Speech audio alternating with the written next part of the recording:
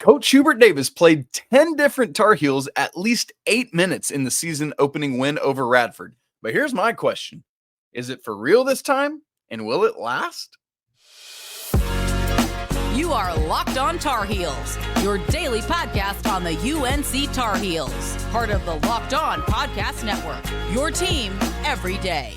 Hey there, it's Thursday, November 9th, 2023. Welcome into the Locked On Tar Heels podcast, the only daily North Carolina show out there.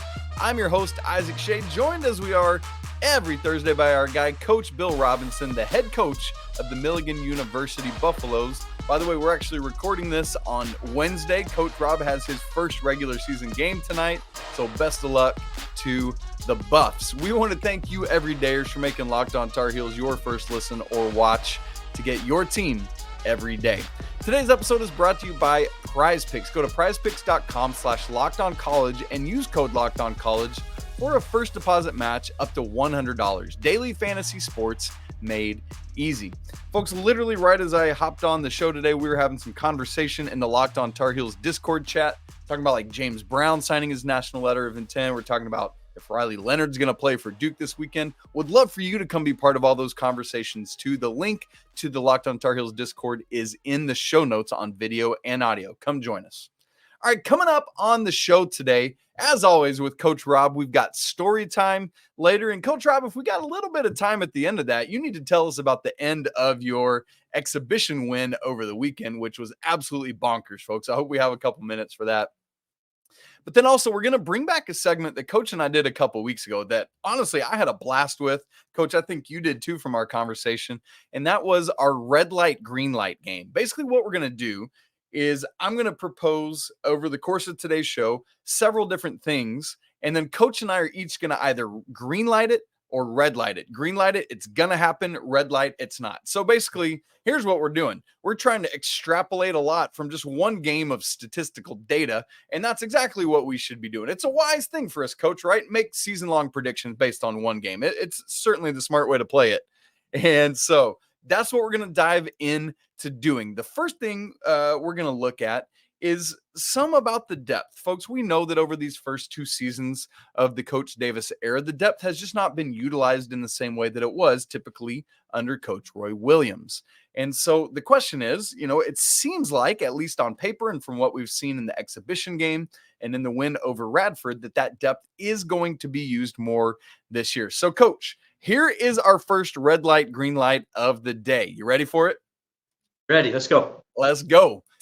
5 Tar Heels will average double-digit points this season. Now, I'm specifically not saying 5 starters because that could change throughout the season, as we well know. So just any 5 Tar Heels averaging double-digit points this season. Green light or red light? I'm going to go red light this one. And one main reason, to get 5 guys to score double figures, they have to play major minutes. I don't see 6 guys getting 30 minutes or more. They had 4 guys play 30 minutes or more last year. I would be surprised if anybody's playing more than 30, 32. And I don't think you're going to have 5 guys averaging 30 minutes a game. I think you're going to see guys averaging 26 to 28. Hopefully, and if things go well, yeah, hopefully, and that's what it should be. And I still see 3 or 4 pretty easily averaging double figures. That 5th guy, I think, is the tough one. I mean, would they have 3 or 4 guys last year? I think, I think somebody was at 10 points, right at 10 points exactly. Yeah, it was Pete. Pete was like at 9.97 or something last year. Something like that. So I could see somebody being around 9 in that 5th spot, but I'm going to have to red light that one right now. I just can't see all 5 guys.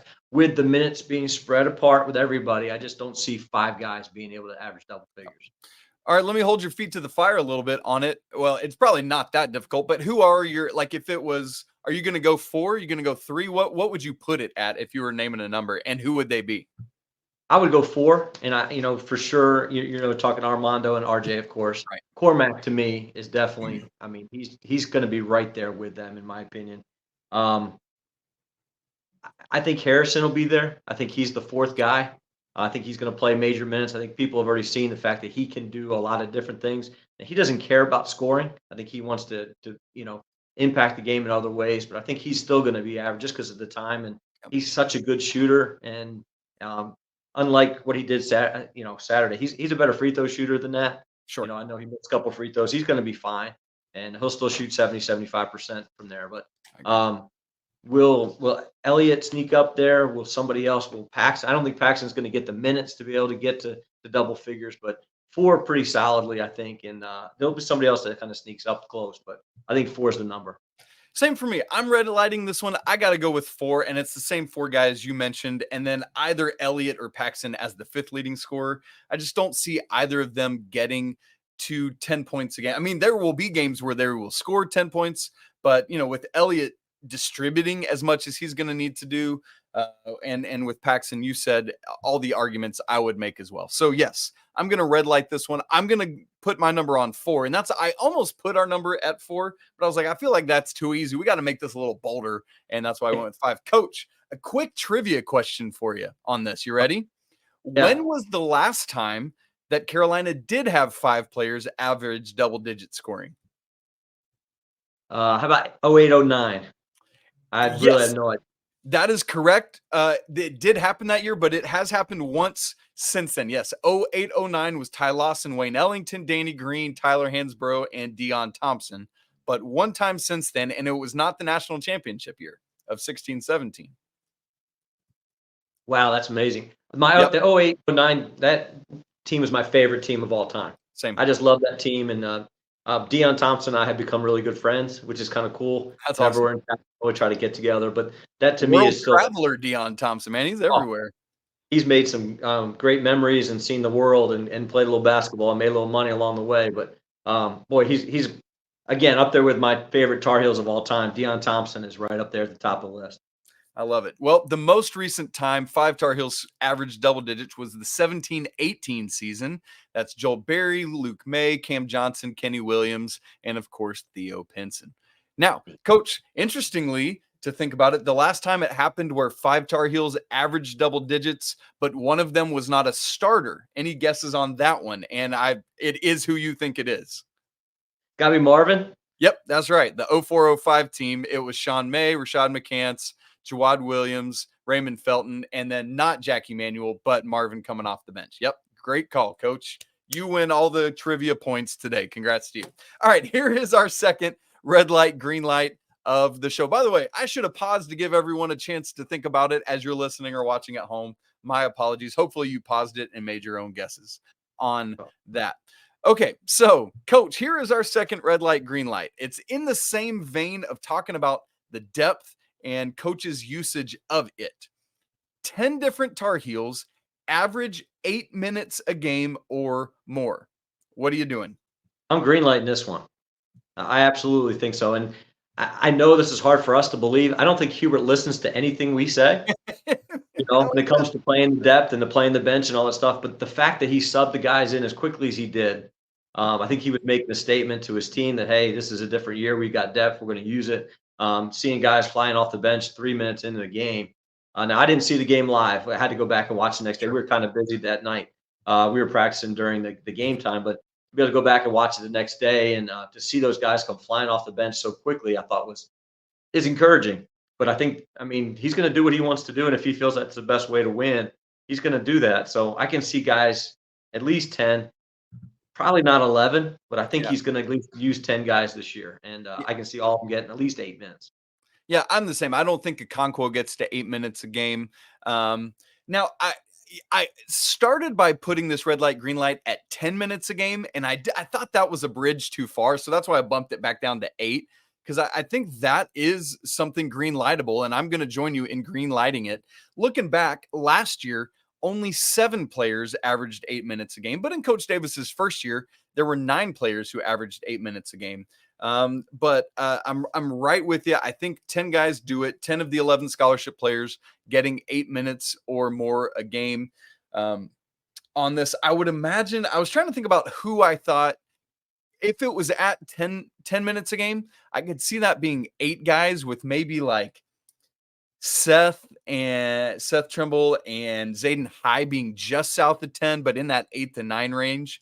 And I think that's probably about the right distribution of those minutes. But as you said, it was like every media timeout, there were dudes at the bench with Same as the exhibition game. We had Zayden High and Elliot Cadeau checking in at the first media timeout. And then right after that was Jalen Washington and then Jae'lyn Withers, and everyone's coming in and getting those minutes. And I, there's always the question of, is that just because it's Radford? And same with the exhibition game, or are we going to continue to see that be a real thing? The basic question is, do we believe that for the first time, Coach Davis will use his depth? As you said, he doesn't care a lick what we think, but we're here because we have fun talking about it. And I do think that it's not a fool me once, fool me twice situation.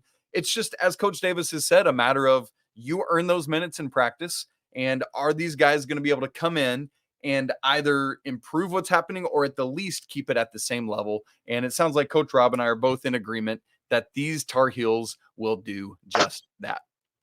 All right, Coach, we got 2 more red light, green lights we're going to hit today. One of the biggest issues identified last year was the team's inability to share the ball well. This year, feels like they almost shared it maybe too well. Are we going to see a resurgence in assist percentage? We'll investigate that in just a second. Right after I tell you that today's episode of Locked on Tar Heels is brought to you by Jace Medical. Folks, we spend a lot of time talking together. We get fired up together on wins and losses, who sits, who starts, like we just talked about. I'm thankful for that connection we have, and today I want our chat to be a little more personal. Whether you're on extended travel, bracing for a major weather event, or limited by yet another supply shortage, you, my friend, are covered. Thanks to our partners at Jace Medical, life-saving antibiotics and a long list of daily medications can be ordered in a 1-year supply. Even ED generics for Cialis, Viagra, and Revatio prescriptions. All of that is available to you. Go online right now at jacemedical.com to receive your 12-month supply on your daily medication. Remember to use promo code LOCKEDON at checkout for a discount as well. A verified customer had this to say about Jace. I am thankful for this service. Supply chain issues caused me to cut pills in half in order to have it. I ordered most of my daily meds with the year's supply. I also ordered an antibiotic kit. I feel secure now. Prices are lower than local pharmacies. I highly recommend this service for everyone. If you or someone you love would get some peace of mind this year by having a year's supply of any daily med, go to jacemedical.com to see if it's offered for you. Remember to use promo code LOCKEDON for $20 off your purchase. Again, $20 off with code LOCKEDON at Jace Medical. Okay, Coach, let's get into our next red light, green light. We're going to turn our attention to assist percentage. And Coach, this is like a parlay. There's 2 parts. They both got to be right in order to green light this one. So there are 31 regular season games, and here it is. North Carolina will be over 50% assist percentage in at least 20 of their 31 regular season games and finish at 55% or higher for the season. For some context, last year the Tar Heels had 50% assist percentage on 13 of their 31 regular season games and finished with a 45% assist percentage for the season. Coach, red light or green light? I'm going to green light this one. And it's a big jump from 45 to 55 and 13 to 20. I don't think we realized how bad the numbers were last year. I mean, they were really, really bad. And I think even just in a normal year, it's going to be over 50% and it's going to be a lot better. But I think we don't realize how bad the numbers were and how much we didn't share the basketball last year and how many bad shots were taken by people who are not there anymore. We don't need to say his name, even though he's playing against Duke this weekend. But it's one of those things. I think that the jump's going to be very significant. I think we already feel the chemistry's better. I think we got to see that. They shot 50% from the floor. They had a ton of assists. Elliot having 6 in his first game, I think, just shows that there's a lot more sharing the basketball to be had. I know another big factor in this is playing games at home. I know it sounds funny, but these are professional Division I statisticians are a whole lot better than what we see at our level. But we went on the road a couple of years ago, scored 90 points, and had 1 assist. So sometimes there's some home cooking got to be, is that really an assist? Well, I think we'll see that the guys will have a lot more freedom sharing the basketball. I think everybody will get on board, and I can see those numbers being fairly easy for us to reach this year. I think so. I'm going to join you in green lighting this one. Yeah, I mean, Elliot, those 6 assists in 19 minutes. I mean, that's absurd. I keep meaning to go back and look at like Kendall's first game, at Ty Lawson, at Ray Felton's first game, and see what their numbers were. But at least with Kendall, I believe he had like 4 or 5 in his first game. And so, I mean, Elliot's right there with those dudes. Obviously, as we joked about earlier, we got to see it bigger than a 1-game sample size. But folks, you can believe in what you're seeing. That's a great, Coach. I loved your explanation of it's a big jump, but you got to understand just how bad last year's was. I mean, legitimately, it's just so far down. Looking back even a couple years, Coach Davis's first year, the team had 54% on the season. The year before that, Coach Williams last year, 55%. So yeah, it's not a bridge too far at all to say for the season they're back up over 55%. And I know 10 percentage points feels big, but again, this team is almost too unselfish, right? We heard Coach Davis talk about that. I think it was after the exhibition game. Like, hey, sometimes we were passing up great shots to get just a good shot. When the great shot's there, go ahead and take it. But these guys are going to continue to do that. And yeah, 20 of 31 regular season games over 50%. That's going to happen. Like the question is, how many times will they be over 60%, or how many times will they be over 55%? That's what I want to see. Let's not aim for a least common denominator on this thing. Let's keep bumping it up, keep shifting sides of the court, and that's going to make it play well with that. It's so interesting, Coach, because it's not just Elliot. It's not just RJ. We see these assists being spread around. We expect Harrison Ingram to be a high level, high percentage assist man. And so hopefully we'll see a lot more of that continue on Sunday as Carolina hosts Lehigh. All right, Coach, here's our last red light, green light of the day. This one, we're going to turn our attention to the big man in the middle. Armando Bacot got his 69th career double-double in the season opening win against Radford, 25-13. I mean, just absolutely silly. There are 30 more regular season games, plus however many postseason games the Tar Heels play. Here's the red light, green light. Armando Bacot will make it to 95 or more career double-doubles. Coach, I pushed out a little bit on this one. This is an extension, so he's at 69 right now. That means he needs 79, 89 up to 95. That's 26 more. 26 more and 27 total this season would get him to 95. He had 19 last year. He had 31, tying David Robinson for the all-time NCAA record in the run to the national championship. Can he get 26 more double-doubles this season? Coach, red light or green light? I'm going to red light this one. Too much. I think it's too many. I think he'll be close. I think 90 is a realistic number, but we're getting back to the numbers of minutes. And if his minutes go down even just a little bit, I think it affects his numbers. And what's the goal? The goal is to win games. And his goal is to win games. And if the goal was to get Armando to 95 double-doubles easily, they could do that if that was the goal. But the goal is to win games. And I think the ultimate goal is to win the national championship. So you want Armando Bacot as healthy as possible, as rested as possible when it gets down to the end. So I don't see him playing, 35 minutes a game early in the year. I can see there's some games that he may have a game or two where you see him play 20, 25 minutes, especially if they have a Lehigh where they get a big lead and maybe push it out a little bit. And maybe he doesn't have to score or rebound as much for us to win those type of games. So I don't think he's going to get to that many. I still think he could get to 90 fairly easily, but 95 would be significant.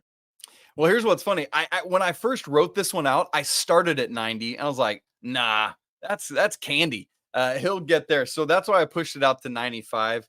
What's funny is your exact mental process of why he won't get there is exactly where I went. It's all the same kind of thing. There was all the bemoaning about Drake May's numbers earlier this season not being Heisman level. It's the same kind of thing, right? Like Mondo not racking up double-double after double-double isn't an indictment on him. It is ultimately a win for the 23-24 Tar Heels. Now, it might be because he might go wacky early in games and get there on a double-double, like almost had a first half double-double on, I think he was 1 rebound shy of a first half double-double against Radford. But a sign of him not doing it game in and game out means that there is help in rebounding from everybody from Harrison Ingram to Zayden High to Jalen Washington to Jae'lyn Withers to even RJ, as we talk about a lot, getting his nose in there and pulling some down. That is a helpful thing. And so now if Carolina I think it's also a numbers game. Some of it is just the uncertainty of how far do they go in the postseason.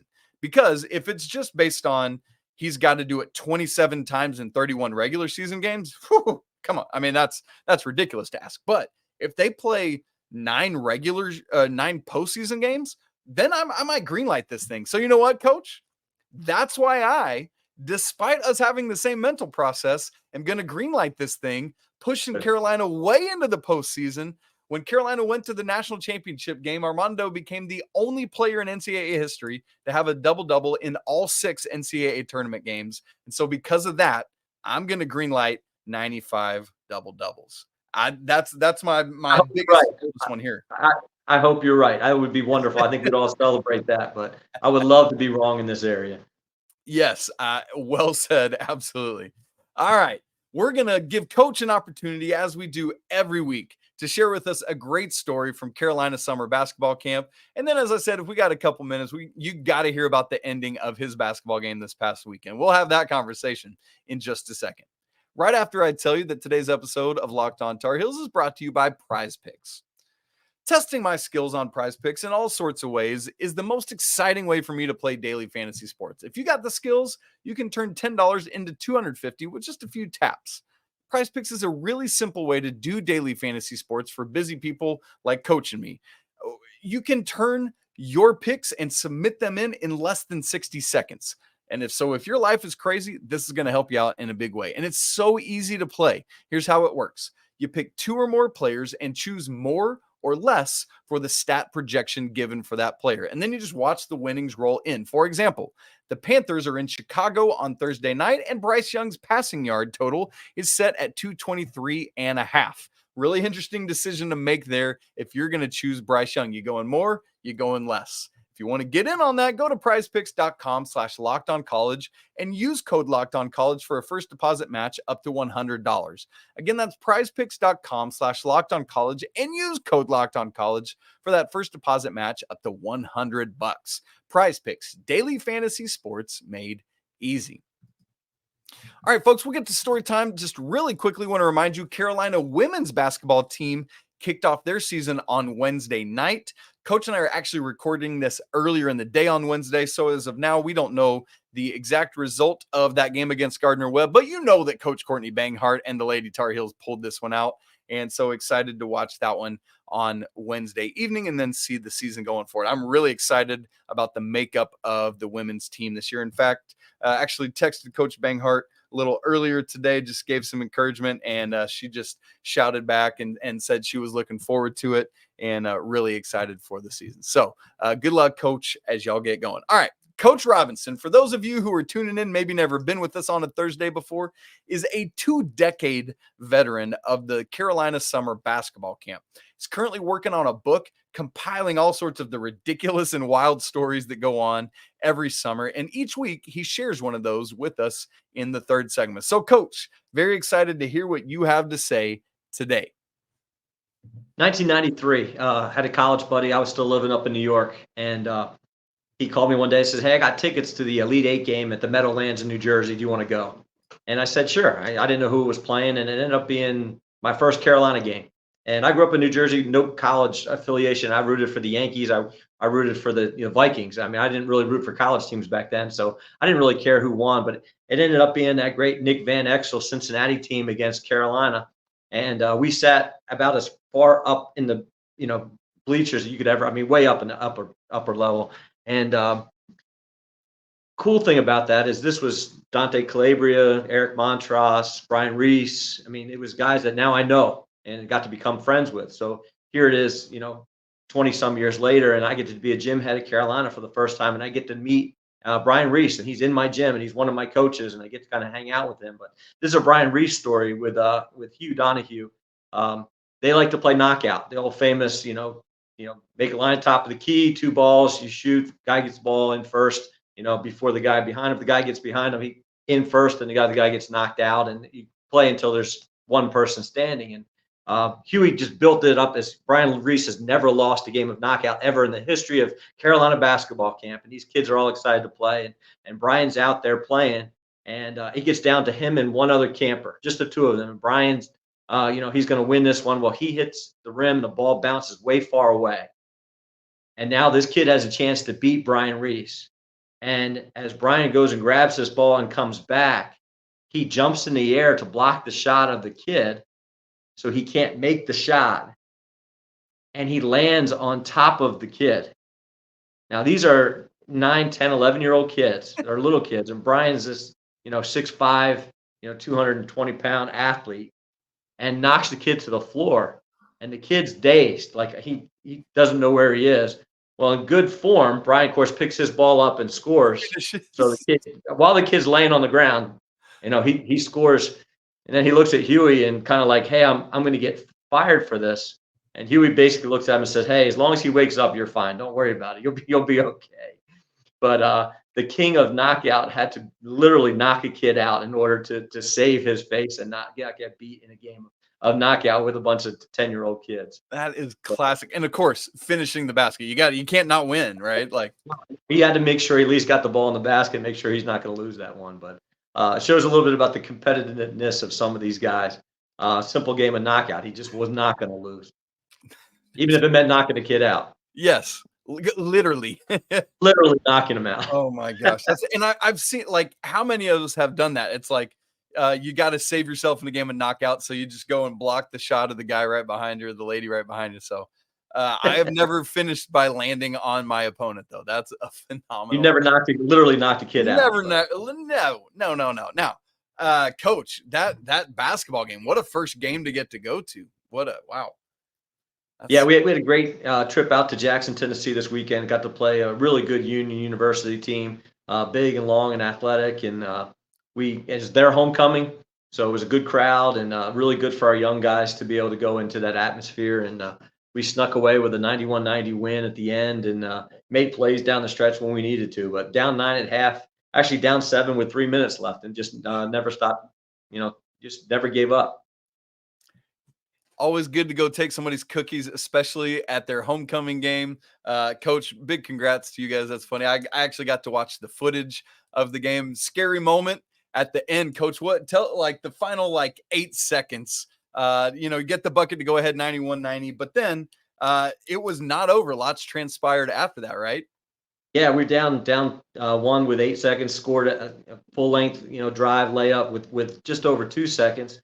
They call timeout, throw the ball length of the floor. One of our guys steals the ball, and in his excitement, just threw the ball up in the air, and not realizing that there was a beam running right down the middle of the court. Hit the beam.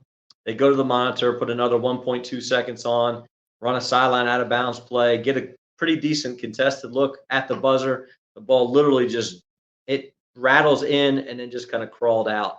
And the fans thought it was in. When the ball was rattling, they all cheered. And then it was so our guys had a good celebration, and we had a good time. It made the trip home a whole lot shorter.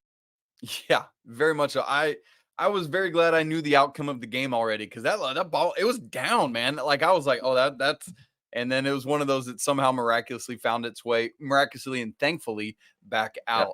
So, but yeah, I mean, great play to throw it in the air, run out the clock, but the ceiling was just a little too low on that one, and that's what happens sometimes. So anyway, Coach, Congrats on that win. Really looking forward to hoping that Milligan has a great season, and so that's great. Folks, it's been another great episode. So fun to play our red light, green light game. Hope you guys enjoy that. I hope you played along with us. Would love to hear your thoughts on all 4 of those that we talked about today.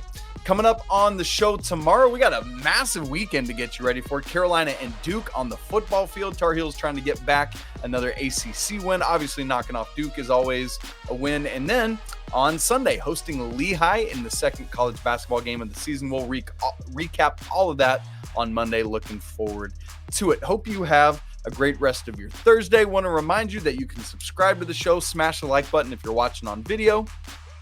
Also, if you want to have more in-depth conversation, again, come join our Discord, or you can email the show lockedontarheels@gmail.com. It's always a great day to be a Tar Heel. Be right back with you tomorrow, but until then, peace.